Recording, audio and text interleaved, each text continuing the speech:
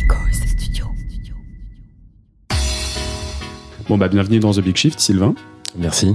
Et puis bienvenue à tous les auditeurs qui nous rejoignent, et puis bienvenue aux nouveaux auditeurs qui n'ont pas encore écouté de podcast de The Big Shift. Si cet épisode vous plaît, et je suis sûr que ce sera le cas, vous pouvez vous abonner au podcast sur toutes les plateformes. Vous pouvez aussi nous retrouver sur le site internet thebigshift.fr. Il y a une newsletter qui recommence depuis quelques semaines, donc n'hésitez pas à aller vous inscrire sur le site thebigshift.fr. Et puis je vous souhaite une très bonne écoute pour cet épisode sur la rénovation énergétique et sur comment est-ce qu'on fait pour réduire sa consommation. Alors on a fait quelques épisodes déjà là-dessus avec mon associé Jérémy Nabet qui a du coup un podcast sur l'immobilier qui s'appelle Ça fait un bail, et donc on a fait déjà des épisodes entre The Big Shift et Ça fait un bail sur comment est-ce qu'on fait pour investir dans l'immobilier et en même temps réussir à en faire un projet écolo, parce que souvent on parle des multipropriétaires comme étant une engeance au parc immobilier, à la rénovation énergétique d'une façon générale. Donc on a fait cet épisode, on a fait des épisodes sur la rénovation énergétique un peu en tant que travaux, et aujourd'hui j'aimerais qu'on se concentre un peu plus sur la partie tech de tout ça avec Sylvain, donc qui est de HelloWatt. Donc l'idée c'est de parler de comment est-ce qu'on fait pour réduire sa consommation d'énergie à la maison, et puis aussi des différents dispositifs qui sont à notre disposition pour pouvoir rénover son logement et réduire sa facture à plus long terme. Écoute, bienvenue Sylvain, et avant de commencer, est-ce que tu peux te présenter rapidement ? Ouais, tout à fait. Donc Sylvain, je suis du coup un des fondateurs d'HelloWatt, et voilà, je sais pas ce que tu veux savoir de plus. Ton parcours, est-ce que tu as toujours été intégré sur des missions un peu écologiques, ou est-ce que tu as eu une prise de conscience ? Qu'est-ce que tu faisais avant de créer HelloWatt ? Parce que c'est une boîte qui a maintenant 6 ans, c'est ça ? Qu'est-ce que tu faisais avant ? Est-ce que ça avait un lien avec l'énergie ou pas du tout ? Ouais, tout à fait. Moi, j'ai toujours travaillé dans ce secteur de l'énergie qui me passionne, parce que je sentais que c'était un endroit qui devait radicalement se transformer pour des raisons écologiques et d'impact. Et du coup, un secteur qui bouge beaucoup, c'est aussi c'est qu'il y a des choses intéressantes à faire. Et voilà, toujours travaillé là-dedans. Moi, j'ai fait des études d'ingénieur. C'est d'ailleurs là où j'ai rencontré Xavier, qui est l'autre fondateur d'HelloWatt. Okay. Voilà. Puis ensuite, j'ai eu quelques métiers dans ce secteur de la transition énergétique avant de travailler quelques années pour l'État, à la Commission de régulation de l'énergie, ce qui est un métier assez passionnant et aussi un bon endroit pour bien sentir, comprendre ce qui est en train de se passer sur ce marché. On pense souvent à cette transition énergétique comme le développement des renouvelables, mais il y a pas mal d'autres choses qui se passent aussi sur ce marché. Il y a quand même la donnée, la tech qui arrive en fait sur un marché où historiquement il y en avait très peu. L'énergie, c'est quand même jusqu'il y a pas très longtemps quelqu'un qui vient. Beaucoup d'actifs industriels, ouais, surtout. C'est surtout le parc de production qui drivait les choses. Et puis il y a des personnes qui passaient chez nous pour venir voir ce qui était marqué sur les compteurs, pour nous envoyer une facture d'ajustement. Enfin, c'est quand même des systèmes assez anciens. Donc ça change. Et puis l'autre chose qui change aussi, c'est que les particuliers peuvent reprendre un peu le contrôle aujourd'hui de leur consommation d'énergie. C'est-à-dire ? C'est-à-dire que avec ces nouveaux usages, en fait, il y avait un historique où souvent il y avait la facture EDF. On l'a payé, puis la facture augmentait un peu avec le temps. Aujourd'hui, de la même façon qu'on peut avoir son potager ou autre, on peut faire ses choix, on peut se poser ces questions, chercher à comprendre sa consommation, chercher à savoir ce qu'on peut faire dans son logement, qu'est-ce qui est rentable pour moi. Et en fait, il y a beaucoup de gestes ou de travaux qui sont rentables aujourd'hui pour les particuliers, ou choisir de devenir son propre producteur. Donc aujourd'hui, l'autoconsommation, donc installer des panneaux solaires pour sa propre consommation, et souvent on revend le surplus sur le réseau, c'est des choses qui sont rentables. Ok, intéressant, on va plonger là-dedans juste après. Donc tu as toujours travaillé dans l'énergie. Est-ce que tu me dis que c'est toujours par intérêt écologique ? Est-ce que tu te sentais un peu en avance de phase ? Tu as commencé quand par rapport au reste du milieu, entre guillemets ? Non, ouais, ça a toujours été un driver fort chez moi, effectivement, l'envie de... Je pense que c'est quand même plus agréable de travailler sur des sujets qui ont un bénéfice pour la société, pour l'environnement. Donc ouais, ça a toujours été un axe fort. Puis après, parcours d'ingénieur, moi j'avais une appétence pour les sujets, les modèles un peu physiques. Donc dans l'énergie, on retrouve on retrouve aussi cela, ce qui est aussi un intérêt intellectuel. Sur les secteurs aujourd'hui, quel est le contexte? On a parlé beaucoup de crise énergétique, surtout on en parle un petit peu moins maintenant, mais surtout avec crise Russie, Ukraine, apport de gaz russe, etc. Vous travaillez beaucoup là-dessus. Quel est le contexte pour les particuliers? Qu'est-ce que ça a impliqué? Qu'est-ce que ça va impliquer dans les prochains mois sur les factures? Vous avez notamment, il me semble, travaillé sur des outils pour le gaz, sur la partie réglementaire. Donc, il y a des modifications sur la partie réglementaire pour les tarifs du gaz. Qu'est-ce que ça va faire dans les prochaines semaines, dans les prochains mois pour les particuliers? Donc, effectivement, peut-être pour reprendre rapidement l'historique, ce qui s'est passé sur l'énergie, c'est effectivement une évolution, une crise assez majeure, qu'ont pas forcément senti, en fait, les particuliers en France sur leurs factures. Enfin, il y a eu une augmentation du prix de 15% en début d'année sur l'électricité et sur le gaz. Mais d'une façon générale, c'est plutôt l'État qui a pris, donc le contribuable, c'est aussi nous, mais cette augmentation des prix à son compte. Et c'est une situation très différente des autres pays européens où les factures d'énergie ont plutôt fait x2, x3. En France, en gros, c'est resté stable, ce qui a coûté très cher, 150 milliards d'euros à peu près. Et les raisons, en fait, donc il y a effectivement la Russie, la guerre en Ukraine plutôt, mais il n'y a pas que ça. Avant, il y avait la reprise économique qui avait fait augmenter les cours. Ensuite, il y a eu cet impact-là. Et ensuite, surtout en France, ça a été compliqué parce que dans le même temps, la production d'EDF s'est effondrée avec une réduction de plus d'un quart de la production, alors que ça fait quasiment toute la production en France, dû à des problèmes de maintenance, de fiabilité de l'outil industriel. Et ça a eu un impact vraiment très fort. Et c'est l'ensemble de ces trois facteurs qui ont expliqué donc une forte hausse des prix sur les marchés, les bourses où s'échange l'énergie, qui ont été répercutés en partie aux professionnels, aux industriels et pas tellement finalement aux particuliers du fait de ce bouclier tarifaire. Et bon, il y a quand même aussi un effet doublé parce que il y a une légifération qui est passée notamment sur l'interdiction de location des passoires énergétiques. Est-ce que tu peux m'en dire un peu plus là-dessus sur ce combo? Ouais, tout à fait. Alors donc là, donc il y a ces étiquettes énergétiques, les DPE, ce qu'on connaît, et effectivement il y a une évolution de la réglementation pour à terme empêcher les locations justement des passoires énergétiques. C'est une incitation en fait aux propriétaires à faire des travaux pour remettre leur bien en état, et c'est plutôt une bonne chose parce qu'aujourd'hui on a une situation où en fait la personne qui habite une passoire énergétique, qui est locataire, les travaux sont pas faits parce que le propriétaire, c'est pas lui qui paye la facture ou c'est pas lui qui a l'inconfort d'avoir un logement mal isolé. Donc c'est des choses qui vont plutôt dans le bon sens, qui sont en train de se mettre en place. Et donc en fait, il y a pas mal de choses qui font qu'aujourd'hui la rénovation énergétique c'est de plus en plus rentable, ou en tout cas que ça s'accélère. Donc il y a des aspects réglementaires, mais il y a aussi des aspects tout simplement économiques et financiers. Le prix de l'énergie augmente, il va continuer à augmenter dans les temps à venir, parce qu'encore une fois, on n'a pas encore vraiment eu la hausse sur nos factures de cette hausse des prix de l'énergie.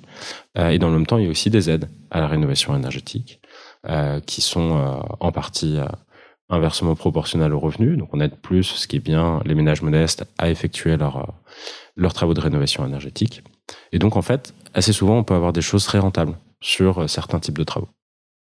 Et donc il y a un peu ces drivers-là, les aides de l'État qui améliorent la rentabilité, la hausse des prix de l'énergie, et ce qui est couplé aussi avec des obligations réglementaires, notamment sur les propriétaires.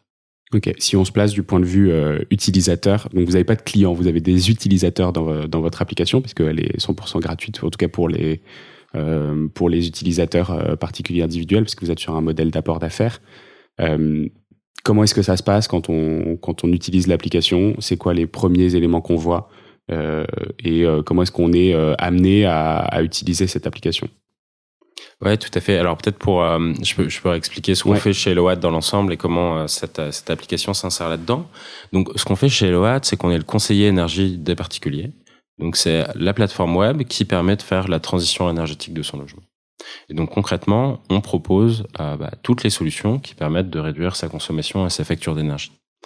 Donc effectivement, nous on est installateur, donc on installe des panneaux solaires, des pompes à chaleur ou d'autres chauffages écologiques et on isole des logements partout en France. Et donc, c'est bien. Vous n'êtes pas juste une plateforme. Non, on n'est pas juste une plateforme, c'est pas un apport d'affaires, c'est des devis qui sont faits par Eloat. On approvisionne le matériel et on a un installateur qui vient le poser chez le particulier. Okay. Et en plus de ça, effectivement, il y a un ADN tech qui est important et qui est fort chez Eloat, où on a aussi cette application qui, elle, est gratuite, effectivement, qui est fondée sur les données des compteurs communicants, donc Linky et Gaspard. On peut donc la télécharger dans les stores et créer son compte en quelques minutes. Et ça permet, du coup, de suivre, de comprendre et d'analyser sa consommation d'électricité et de gaz naturel.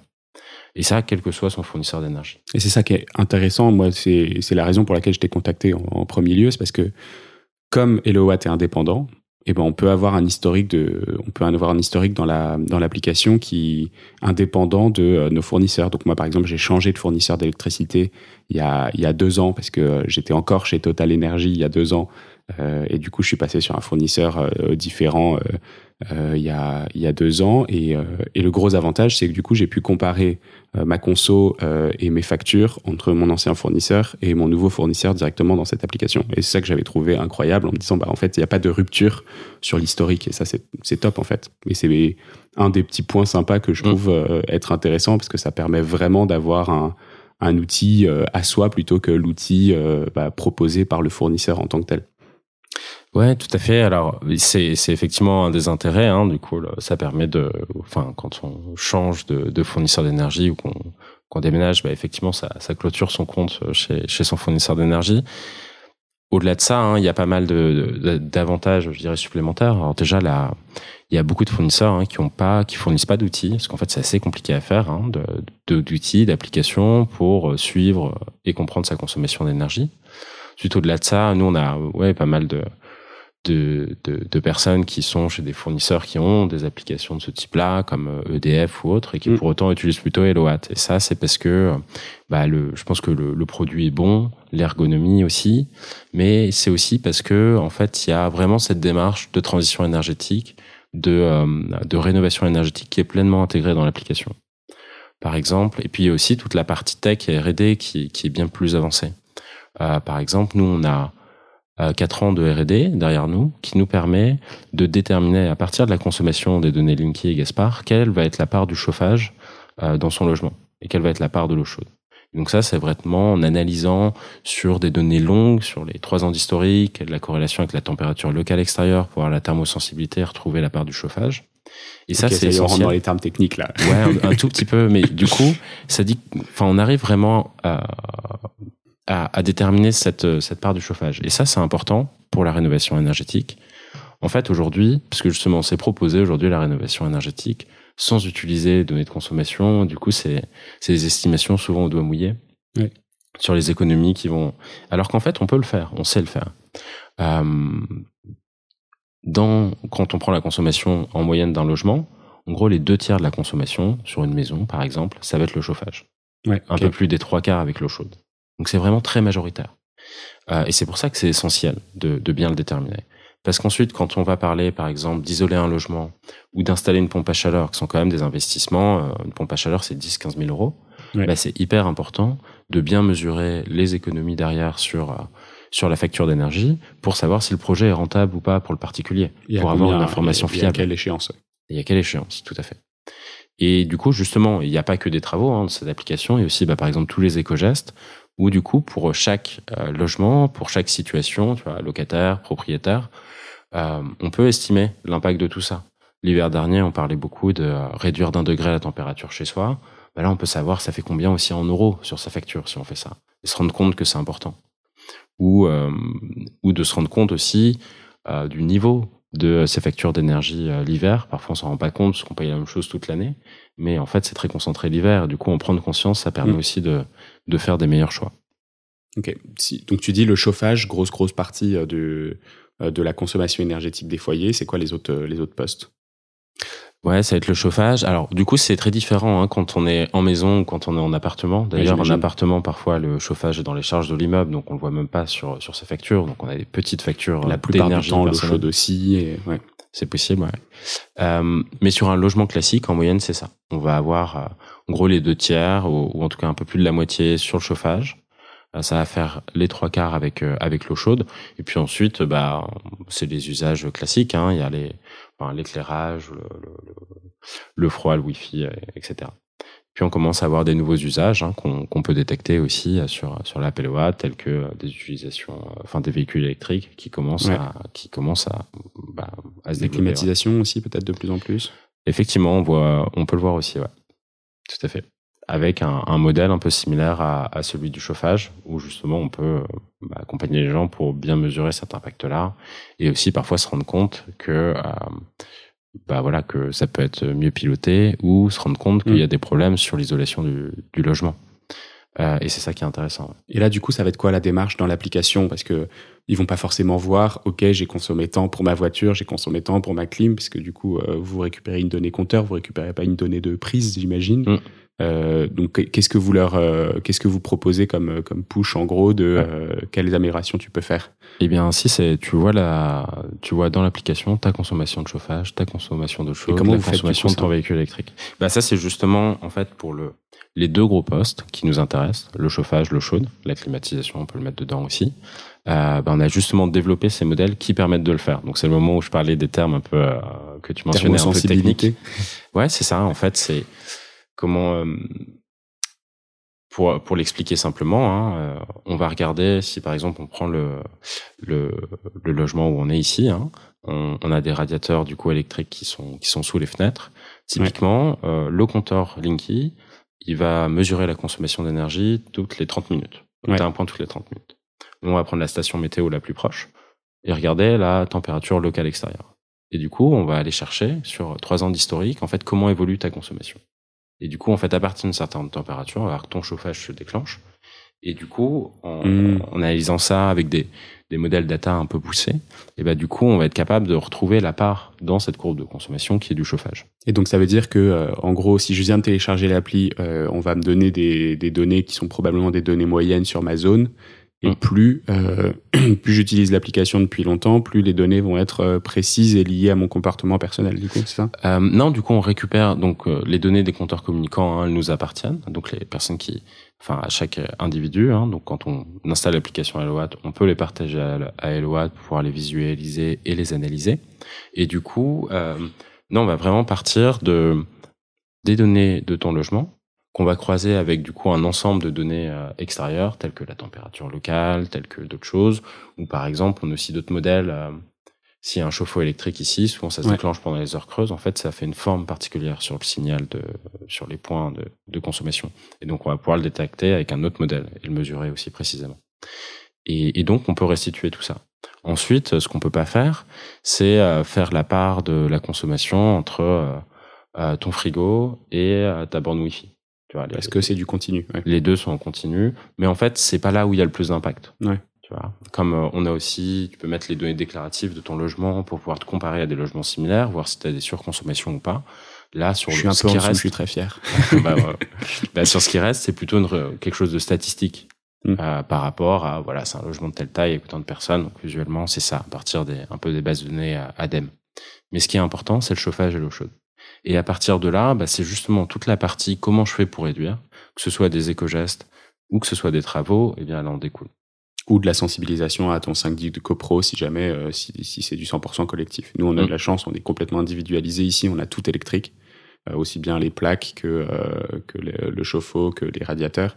En revanche, à Paris, c'est très très fréquent d'avoir quand même une chaudière gaz ou une chaudière fuel pour l'ensemble de l'immeuble, et dans ce cas c'est de plus en plus c'est assez difficile de faire valider qu'il faut pas chauffer à plus de 22 l'hiver et ce genre de choses. Donc là, c'est plutôt presque. Est-ce que vous avez d'ailleurs des outils qui vous permettent d'essayer de sensibiliser une copro ou des trucs qui vous permettent d'aller vraiment chercher un peu plus loin que juste la personne entre guillemets qui est déjà convaincue et qui a l'application?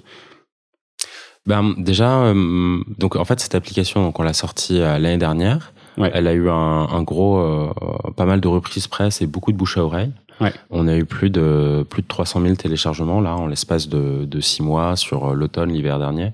Ce qui, sans dépenses marketing, c'était juste ce qui est assez colossal. Et effectivement, les gens qui l'installent, c'est notamment les gens qui sont les plus susceptibles de faire des travaux de rénovation énergétique et qui ont envie, enfin c'est un vrai besoin de pouvoir mesurer et suivre son budget et c'est des personnes qui sont en maison.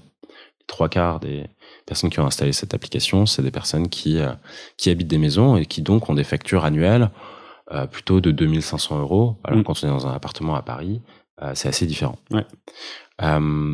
Justement, tu vois, donc par rapport à ce qui fait qu'on se met à faire de la rénovation énergétique, à Paris, c'est plus des sujets de copro, des sujets de propriétaires, il y a aussi plus de locataires. Et donc là, c'est aussi des aspects réglementaires qui vont faire que il y a plus de rénovation énergétique qui soit faite dans des bâtiments de ce type. Mais après, l'haussmannien à Paris, ça reste une petite partie des logements en France. Donc, faut aussi, il y a aussi beaucoup de choses. Et effectivement, dans tout ce qui est, je dirais, les maisons,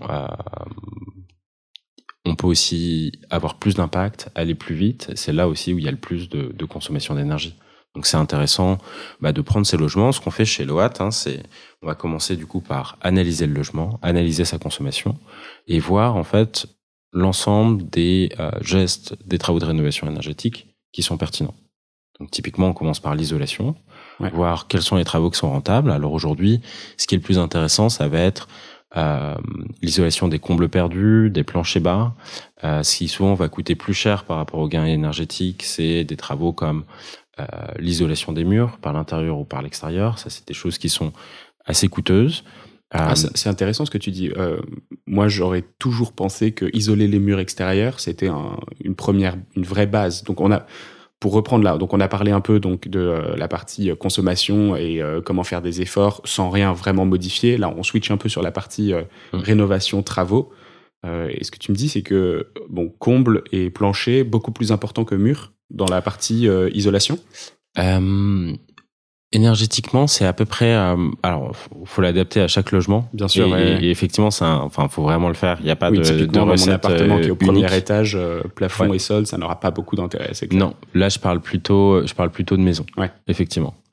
Non, effectivement, sur les appartements, c'est aussi une des raisons pour lesquelles dans les appartements, il y a des factures d'énergie qui sont. C'est pas juste que la surface est plus petite, que les factures d'énergie sont plus basses, c'est qu'il y a beaucoup moins de pertes thermiques parce que on est exposé entre guillemets au froid sur une face, par exemple, parfois 2, alors qu'une maison c'est 5. Donc pas mal de pertes par le toit et par le sol, et effectivement les murs aussi. Mais l'ensemble est important. Et ensuite, ce qui se passe, c'est qu'aujourd'hui, isoler ces combles, notamment c'est des combles perdus ou des planchers bas, c'est beaucoup plus simple à faire et moins coûteux que d'isoler les murs. Donc, ce qui est important de faire, ce qui est pertinent, c'est une rénovation pas de globale, esthétique à respecter, c'est ça ou... Parce que en fait, c'est un peu plus simple. Enfin, tu vois, tu isoles tes murs par l'extérieur. Il y a toutes les fenêtres. Enfin, faut faire tout, faut tout ajuster. Quand tu fais des combles perdus ou des planchers bas, oui, c'est plus simple. Ça se fait en une journée, parfois une demi-journée. Okay. Donc c'est vraiment des travaux simples et rapides. On n'est pas dans des. Après, quand on parle là, c'est le quick win, quoi. Si vous voulez vraiment commencer sur l'isolation, c'est là-dessus direct. Ouais, et ça, c'est des choses qui peuvent être rentabilisées en vraiment, très rapidement, quoi. Et il y a plein de gens qui se rendent compte, d'ailleurs, en utilisant l'app, par exemple, ou en faisant des demandes sur le site des Loat. On peut faire des simulations pour savoir, pour avoir une étude, en 2 minutes, tu peux avoir une étude sur l'installation d'une pompe à chaleur, enfin une première étude qu'on va affiner ensuite, ou sur l'installation de panneaux solaires pour savoir si c'est rentable. Directement sur le site, on utilise à la fois les données d'ensoleillement et puis les données de consommation du logement, parce que c'est des projets solaires en autoconsommation. Mais oui, pour reprendre un peu l'analyse qu'on fait, la transition énergétique de ce logement, c'est de regarder les travaux d'isolation, lesquels sont rentables, lesquels souhaite faire le particulier. Ensuite, quand c'est chauffé au gaz, au fioul ou autre, faire sortir ce logement du fossile, en fait, et d'installer un système de chauffage écologique et économique. Ce qui s'installe le plus aujourd'hui, c'est principalement des pompes à chaleur, aussi du chauffage bois. Et enfin, pour ce logement maintenant tout électrique, ça peut être vraiment intéressant et rentable de l'alimenter avec des panneaux solaires. Et là, en termes d'impact, on fait quelque chose qui est vraiment très important, quoi. Quand on a un particulier, en fait, quand on regarde l'impact d'un particulier en termes d'émissions carbone, le premier poste, en fait, c'est le logement, quoi. À égalité, quasiment avec l'alimentation et les transports, dont on parle beaucoup. et où on sent que d'ailleurs c'est difficile finalement il y a beaucoup à changer dans nos habitudes, dans nos modes de vie pour réussir à réduire de façon importante ces deux postes-là. Le logement, en fait, finalement, c'est plutôt simple. Il y a des solutions qui existent. Elles sont très souvent rentables et aidées. Et donc, on va la rénovation énergétique, c'est vraiment plus de pouvoir d'achat pour les personnes, c'est plus d'indépendance énergétique, c'est moins d'émissions. Enfin, tout va un peu dans le bon sens. Et c'est aussi plus de confort. Là où on sent que sur les transports, sur l'alimentation, c'est quand on change nos modes de vie, ça questionne aussi un peu cette question. Donc, si on reprend un peu sur la partie travaux, donc vous mentionnez, il y a toute une partie que vous faites vous-même, notamment un audit. Est-ce que vous faites venir quelqu'un sur place s'il y a besoin? Ouais, tout à fait. Alors, la façon dont ça se passe, on peut prendre un projet prenons un cas d'étude. D'installation de pompes à chaleur ou de panneaux solaires. Donc, quand on le fait avec Eloat, on peut faire la première étape. Souvent, ça va être faire une demande, une simulation en ligne. Et du coup, donc très rapidement, on va pouvoir savoir un peu les ordres de grandeur du prix. Par exemple, un panneau solaire. Est-ce qu'il faut installer du 3 kW crête, 6 kW crête ou 9 kW crête? Donc, c'est un investissement, du coup, qui va de 9 000 à 16-17 000 euros. D'accord. Par rapport au logement, pour voir ce qui est le plus intéressant, le plus rentable. Donc là, quand on dit kilowatt crête, c'est la puissance maximale que pourrait sortir un panneau dans sa meilleure utilisation. C'est ça. Un 3 kW crête, donc c'est plutôt une petite installation, et ça fait 8 panneaux, 8 à 10 panneaux. Okay. Et donc, en fait, en 2-3 minutes, on va pouvoir donc avoir une première étude. On va pouvoir aussi, parce qu'en fait, il y a peu de monde qui fait ça, mais il faut vraiment utiliser les données de consommation du logement, donc les données du compteur Linky, pour savoir, en fait, dans quelle mesure, quel va être notre taux d'autoconsommation. Ce qui est important aussi pour la rentabilité. Il ne faut pas juste avoir un toit à peu près bien orienté et sans ombrage.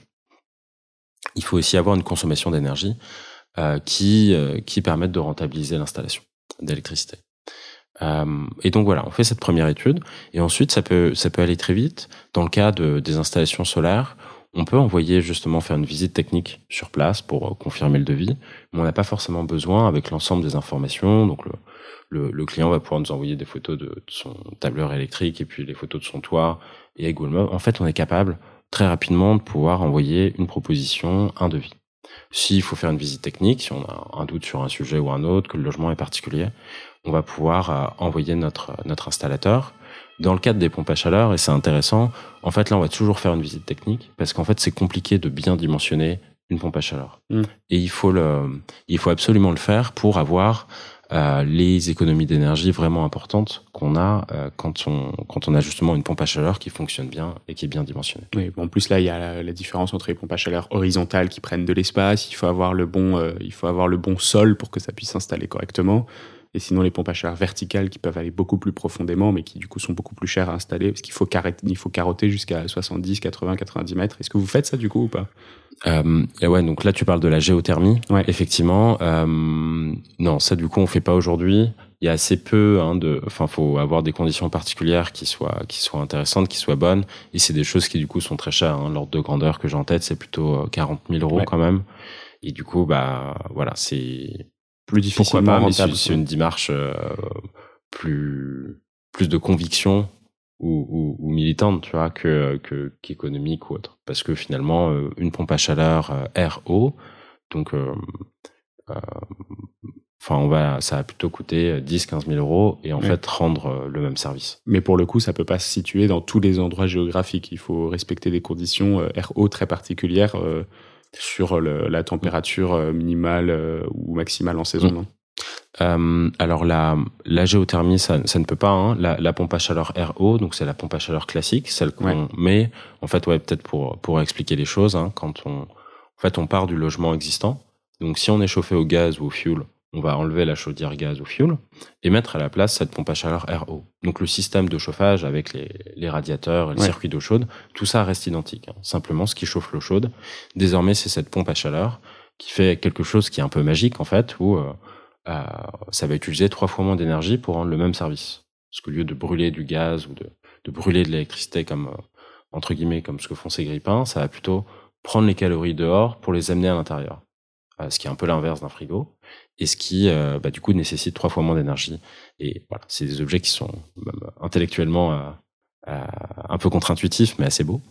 Et donc voilà, donc ça c'est les pompes à chaleur. Et il y a un autre type de pompe à chaleur si dans un logement comme celui où on est là, où il y a des radiateurs électriques, ce qu'on installerait, vu qu'il n'y a pas ce système d'eau chaude, c'est plutôt une pompe à chaleur RR, ce qu'on appelle aussi parfois climatisation réversible, c'est-à-dire un chauffage que tu peux utiliser dans les deux sens, aussi pour rafraîchir l'été si tu en as besoin, qui n'est pas forcément le plus écologique. Non, ici on préfère avoir chaud. Exactement. il fait 30 degrés, on enregistre mi-juin et tout le monde est absolument étouffé par la chaleur, en tout cas à Paris, et je crois que c'est le cas un peu dans toute la France en ce moment. Et donc il fait un peu chaud, mais on a décidé d'enregistrer assez tôt ce matin pour pouvoir bénéficier d'un moment un peu calme, et surtout qu'en plus j'enregistre en haut de la butte du Père Lachaise, donc c'est un peu quand on est à mi-montant en gros, et pour toi c'est mieux de venir le matin qu'à midi en plein cagnard. Surtout en vélo, ouais. Surtout en vélo. Et donc j'aimerais qu'on parle un peu des aides qui sont disponibles pour faire tous les travaux dont on vient de parler. Sur quoi est-ce qu'on peut compter, quels sont les critères généraux d'éligibilité pour ces travaux? Ouais, tout à fait. Du coup, on peut peut-être reprendre la suite du parcours de rénovation énergétique qu'on avait commencé à esquisser. Donc, suite à cette visite technique, si elle est nécessaire, du coup, l'étape d'après, c'est l'envoi d'une proposition, donc un devis qui pour l'adapter au logement, aux besoins du particulier. Et suite à ça, donc ce qu'on fait nous chez Eloa, ce que font pas encore malheureusement tout le monde, c'est de déduire l'ensemble des primes du devis. Donc, il y a 2 primes principales dont on peut bénéficier. Donc, ma prime rénov' et la prime énergie ou les certificats d'économie d'énergie. Ouais. Et du coup, en fait, ça, c'est... parfois, il y a des acteurs qui laissent les particuliers obtenir eux-mêmes leur prime par la suite. C'est pas une très bonne solution parce que c'est assez compliqué, ça prend des mois, et surtout, si le dossier est pas fait parfaitement, en fait, on va pas obtenir ces primes. Donc, il faut plutôt privilégier, je pense, des solutions où c'est déjà déduit du devis, comme ça on est sûr que ça va bien se passer. En tout cas, du coup, c'est l'entreprise qui prend à sa charge le fait de récupérer ses aides. En tout cas, nous, on fonctionne comme ça chez Eloat. Et la bonne pratique, c'est de demander plusieurs devis, de comparer, au moins déjà pour s'assurer que la proposition est bien dimensionnée et tout ça. Et ensuite, c'est assez simple. Faut convenir d'une date de travaux. Sur le solaire, il y a 2 mois de démarche administrative, mais ça peut aller plus vite sur l'isolation et la rénovation énergétique. Ce à quoi il faut faire attention, en fait, aujourd'hui, nous, l'approche qu'on a fondée sur la donnée, où tu peux directement voir en ligne si c'est rentable ou pas, soit en ligne, soit directement dans l'application, où les choses sont calculées, et puis prendre rendez-vous avec un expert. Donc, nous, on a des experts rénovation solaire qui vont affiner le projet avec le particulier selon ses besoins et selon son logement, et qui l'accompagnent du début à la fin. Aujourd'hui, en fait, c'est beaucoup fait un peu d'une autre façon, avec c'est beaucoup de vendeurs terrain. Donc des acteurs qui achètent des leads, des prospects, qui vont aller chez les particuliers. En fait, le problème sur la vente terrain, donc c'est des commerciaux qui ont pas forcément de revenus s'ils vendent pas, mais du coup, ça donne souvent des projets qui sont un peu surdimensionnés, qui sont pas adaptés forcément au logement et qui parfois en fait sont trop chers, parce que ça coûte cher aussi d'avoir quelqu'un qui prend une demi-journée avec sa voiture pour aller voir un particulier chez lui. Donc voilà, on essaye d'apporter cette fiabilité dans justement les recommandations qu'on peut faire, et ce qui permet aussi d'avoir des prix qui soient compétitifs pour que les travaux soient rentables. Parce que mon expérience personnelle, c'est que les entreprises donc qui sont RGE Qualibat, qui sont donc les entreprises qui sont certifiées pour pouvoir faire ces travaux de rénovation énergétique d'une façon standardisée, correcte, et qui valident un peu les process. J'ai trouvé qu'il y avait pas mal d'abus. Moi, en ayant travaillé à faire refaire pour un propriétaire une grande baie vitrée, en ayant fait ces demandes de devis, en ayant vraiment poncé le sujet jusqu'au bout, je me suis rendu compte qu'il y avait vraiment pas mal d'abus sur non mais vous inquiétez pas, c'est ok, on sait ce qu'on doit faire. Et puis sur la partie isolation, je me souviens que le bâti de la fenêtre en alu avait été posé. En fait, il y avait juste mis une petite mousse entre le mur et le bâti de la fenêtre, qui était pas du tout une mousse, la mousse réglementaire qui permet vraiment d'isoler correctement le bâti. Et j'avais trouvé que ça avait été fait de façon assez moyenne, alors que c'était une entreprise RGE. Et donc voilà, comment est-ce qu'on fait confiance à ces entreprises? Comment est-ce qu'on les choisit bien? Parce que ça peut pas être uniquement le prix. Comment est-ce qu'on fait pour pas se faire avoir? Eh ben oui, bonne question. Donc effectivement, donc faut vérifier que l'entreprise est RGE. Faut vérifier aussi, on peut avoir accès à l'information en ligne, que ces certifications sont bien à jour. Donc il faut qu'elle soit RGE pour qu'on puisse bénéficier des aides. Et il y a aussi autre chose, c'est que j'étais passé par une entreprise qui était RGE, donc j'avais validé leur devis, et ils avaient fait sous-traiter le travail à une autre entreprise, mais qui, elle, du coup, m'avait pas fait certificat RGE, parce que l'entreprise qui avait posé ne l'était pas. Elle avait été sous-traitée par l'entreprise qui était RGE. Et je sais pas d'ailleurs si c'est légal ou pas, ça, mais... Effectivement, c'est des choses qu'on peut voir sur le marché, et tout dépend comment c'est fait, mais c'est pas forcément un problème si c'est bien fait. Mais en fait, effectivement, le fait d'être RGE, typiquement pour travailler avec Eloat, parce que nous, du coup, on a des réseaux d'installateurs, de poseurs de panneaux solaires, de poseurs de pompes à chaleur sur tout le territoire en France, c'est pas suffisant. Et nous, on va regarder pas mal de choses en plus. Par exemple, toute l'historique de la société et du fondateur, l'historique On va aussi regarder le registre de sinistralité auquel nous on peut avoir accès, c'est-à-dire tous les sinistres qu'il y a eu sur... Si les garanties décennales ont été appliquées fréquemment ou pas. Exactement. Et du coup, voilà, il y a un ensemble de choses qu'on peut faire. Nous, c'est un peu notre métier de trouver, d'avoir les meilleurs poseurs dans chaque région. Donc voilà, c'est quelque chose qu'on sait faire, des réseaux qu'on développe depuis longtemps.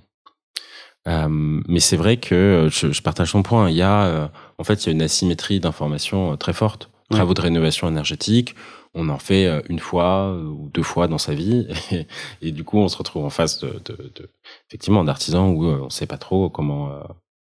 Donc voilà, les bonnes pratiques, demander plusieurs devis, comparer les prix, comparer aussi les recommandations qui sont faites. Ça c'est quand même quelque chose qui permet de fiabiliser la recommandation. Et puis ensuite, il y a, pas hésiter aussi à faire, sans vouloir prêcher pour ma paroisse, d'ailleurs, on n'est pas les seuls sur ce marché de la rénovation énergétique, mais il y a des acteurs nationaux où aussi on sait que, s'il y a un problème, il y a toujours quelqu'un pour décrocher le téléphone, pour trouver des solutions, comme quand on le fait avec Eloat ou d'autres acteurs de la rénovation énergétique. Et si on le fait soi-même, qu'on peut travailler directement avec un artisan local, bien vérifier les avis, les informations sur le pro, ses certifications, et faire un peu soi-même tout ce travail. Voilà ce que je peux conseiller, mais tant qu'on parle de confiance, tant qu'on parle de confiance, vous avez publié une étude en début d'année, parce que du coup vous vous basez sur des données qui sont hyper fiables. On en a suffisamment parlé, mais le fait du coup de pouvoir contrôler la consommation au jour le jour d'un bâtiment, ça vous a permis aussi de vérifier si les DPE, qui sont hyper importants aujourd'hui étant donné que F et G sont interdits à la location, que le prix d'un bien immobilier varie maintenant aussi pas mal en fonction de son DPE énergétique et son DPE émissions de gaz à effet de serre. Et vous avez montré que c'est pas forcément toujours hyper fiable. Comment est-ce que du coup, est-ce qu'à chaque fois qu'on regarde un logement, il faut faire venir un auditeur pour refaire un DPE par-dessus celui qui a déjà été créé? Comment est-ce qu'on peut utiliser cet outil correctement et sans se faire avoir, entre guillemets? Ouais, tout à fait. Alors du coup, le DPE va être amené à beaucoup se généraliser. Effectivement, c'est aussi une filière qui, j'ai l'impression, doit un peu se structurer pour avoir bien les mêmes process, les mêmes façons de faire. En tout cas, il y a des recommandations, des choses qui sont en train d'évoluer dans ce sens et dans le bon sens, je pense. Alors, ce qu'on a fait chez Eloat, ça faisait suite notamment à déjà des études qu'avait pu faire à UFC Que Choisir et un autre organisme là dont le nom m'échappe, mais où en fait ils avaient fait venir plusieurs diagnostiqueurs sur un logement, et le DPE qui sortait de chaque diagnostiqueur parfois était différent et parfois de façon assez sensible. Okay. En faisant ça sur quelques logements. Et du coup, en fait, maintenant les DPE qui sont réalisés, ils sont accessibles. en open data, dans une base de l'ADEME. Et donc, il y en a 1,5 million, peut-être 2 millions maintenant, sur les 35 millions de logements en France. Et nous, du coup, on a beaucoup d'utilisateurs aussi qui utilisent l'application HelloWatt. Du coup, on a fait matcher les deux en termes de même adresse, même surface, même système de chauffage. Du coup, on a vérifié que c'était bien les mêmes logements. Et pour tous ceux où ça collait, on a regardé, du coup, ces DPE, parce qu'en fait, la lettre d'un DPE, ça correspond à une consommation d'énergie. Ouais. Tu vois, une consommation d'énergie dans une utilisation, entre guillemets, normale du logement. On trouve facilement les échelles sur Internet. Voilà, tout à fait. Avec une consommation en énergie par mètre carré. Et du coup, on s'est dit, ça devrait coller, du coup, à ce qu'on mesure, en fait, avec les compteurs Linky et Gaspard, qui est quand même la vraie conso d'énergie. Et du coup, on a été assez surpris, parce que c'était pas le cas. En fait, la moyenne des logements qui étaient C, elle consommait quasiment la même chose, un tout petit peu moins que la moyenne des logements F, qui sont les pires. Oui, c'est même pas C ou D, c'est vraiment C, ouais. F. Ouais. Et alors, ça, vous l'attribuez à quoi, du coup? Du coup, il peut y avoir plusieurs raisons. La première, c'est que, en fait, l'usage, c'est important. La façon dont les gens vont chauffer, etc. Donc, en fait, il y a aussi un des faits qui est sûrement regrettable, mais c'est que les personnes qui habitent dans des logements qui sont F, en fait, soit ils n'ont pas les moyens de chauffer, soit ils savent qu'il y a des trous dans les murs, quoi. Enfin, je exagère un peu, mais... Et du coup, ils mettent plus les manteaux plutôt que mettre le chauffage, quoi. Voilà. Donc, l'usage est important. Ensuite, ce que ça dit, en lien aussi, je pense, avec les études qu'avait fait UFC Que Choisir ou d'autres, c'est que, ou 60 millions de consommateurs, c'est qu'il y a aussi peut-être une fiabilité des DPE à améliorer. Et il y a plusieurs choses qui ont été faites en ce sens qui, je pense, vont permettre d'avoir quelque chose qui soit plus fiable. Et c'est hyper important, effectivement, parce que demain, la possibilité déjà aujourd'hui d'augmenter son loyer ou de louer un bien est conditionnée et va l'être de plus en plus à ce DPE. Donc c'est un bon outil, a priori, encore une fois. C'est bien d'avoir une incitation aux propriétaires pour faire de la rénovation énergétique, parce que le système où c'est la personne qui souffre de cette passoire énergétique est le locataire et donc a aucune prise de décision dessus est pas souhaitable. Mais du coup, voilà, il y a des évolutions dans le bon sens. Effectivement, cette étude a fait pas mal de bruit parce que les résultats étaient vraiment étonnants, effectivement. Pour terminer cet épisode, on va manquer un peu de temps parce qu'on est un peu pressé ce matin. Je pense qu'aujourd'hui, on a une bonne partie des auditeurs qui ont donc entre 28-36 ans, qui sont en majorité urbains, donc tout le monde n'a pas la possibilité d'être propriétaire. Si on est locataire et qu'en plus on vit pas dans une maison, quels sont les leviers qu'on peut avoir vis-à-vis de son propriétaire ou seul pour améliorer sa conso et son portefeuille? Ouais, tout à fait. La première chose, déjà nous on a constaté quelque chose qui était vraiment impressionnant l'hiver dernier. Là, les personnes qui ont installé l'app HelloWatt, on a comparé leur consommation cet hiver et leur consommation l'hiver dernier. Ils ont réduit leur consommation de gaz et d'électricité de 15% en moyenne. Ok, juste en téléchargeant l'application. C'est juste automatique. Vous téléchargez l'application. En fait, c'est cohérent avec des recherches du CNRS des études qui montrent qu'en fait, quand tu as un bon outil pour suivre et comprendre ta consommation, tu fais plus attention et tu as des idées et tu la réduis. C'est comme un jeu. Moi, c'est vrai que je la regarde tous les 15 jours. Je me dis, mais pourquoi est-ce qu'il y a ce pic ce jour-là? À quoi ça peut correspondre? Et j'essaye vraiment de faire ma petite enquête et me dire, ça pourrait être ce truc-là. Et c'est hyper intéressant. Et encore, t'es en appartement, c'est plus prégnant encore pour les gens qui sont en maison. Du coup, cet hiver, la moyenne d'utilisation, c'était 10 fois par mois, ce qui est vraiment élevé, quoi, sur l'application. Donc pour relativiser ce chiffre de 15%, faut dire aussi qu'en moyenne, les Français, avec ce qu'il y avait en communication, ont baissé leur consommation, mais plutôt de l'ordre de 7%. Okay. C'est les chiffres de RTE. Donc en fait, ça fait 2 fois plus. Donc même quand on regarde l'impact d'HelloWatt qu'on a eu en 2022, parce qu'on suit ça, en fait, juste avec ça fait un impact énorme, quoi, c'est en génial. termes de réduction de la consommation d'énergie. Donc il y a cette partie-là. Et puis dans l'application, justement, on va lister un peu l'ensemble des choses qu'on peut faire pour réduire son impact. Si je prends les cas que tu as mentionnés, bon, ça va dépendre, justement, est-ce qu'on a la main sur le chauffage ou pas. Mais en gros, les gestes qui ont le plus d'impact, c'est sur le chauffage, sur justement le bon pilotage, les petits gestes pour réduire ses consommations de chauffage. C'est ça qui va être le plus important. Chez Loat, on a aussi un comparateur de l'ensemble des fournisseurs d'énergie présents sur le marché. Ouais. Et donc ça, c'est aussi un outil où on peut choisir, pour certains, un fournisseur qui est moins cher, aussi un fournisseur plus vert que ce qu'on a aujourd'hui. Après, pour ce qu'on va, je vais peut-être l'annoncer ici, mais ce qu'on va aussi bientôt proposer sur l'application. Exclusivité. Ouais, exclusivité. Mais du coup, c'est aussi des outils comme par exemple des kits solaires ou des stations solaires. Donc, c'est des toutes petites installations, mais que tu peux mettre très facilement. Tu branches ça sur une prise chez toi. Tu peux l'installer sur un balcon et aussi, du coup, si t'es locataire, puis tu pars avec quand tu déménages. Des petites solutions comme ça qu'on va commencer à proposer dans l'application aussi pour avoir plus de choses pour les locataires. Ensuite, là où on peut vraiment... Donc, tout ça, ça permet quand même de réduire le prix de son énergie, sa consommation avec des éco-gestes, un peu de sobriété, etc.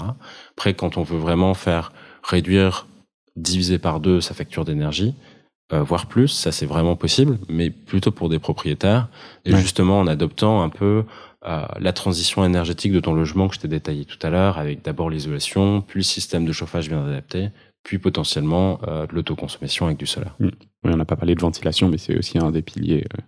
Ça va avec l'isolation, ouais.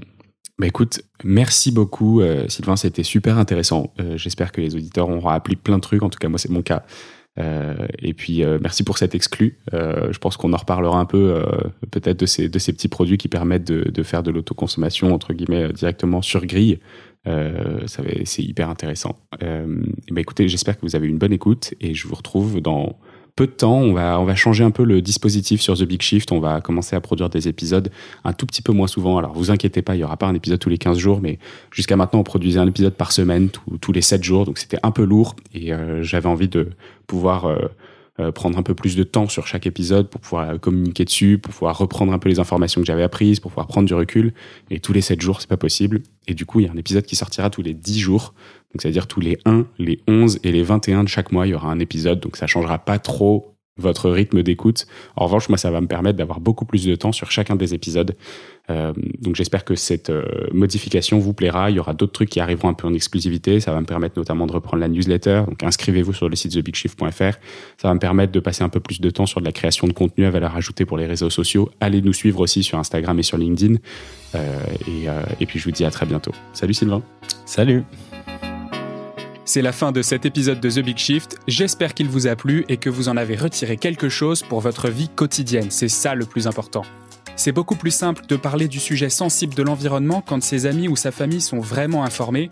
Alors partagez le plus possible The Big Shift, ça aidera tout le monde. Et si vous avez des questions, des sujets que vous souhaitez qu'on aborde, des invités que vous voulez entendre, ou tout simplement que vous voulez qu'on discute de cet épisode, envoyez-moi un message sur LinkedIn.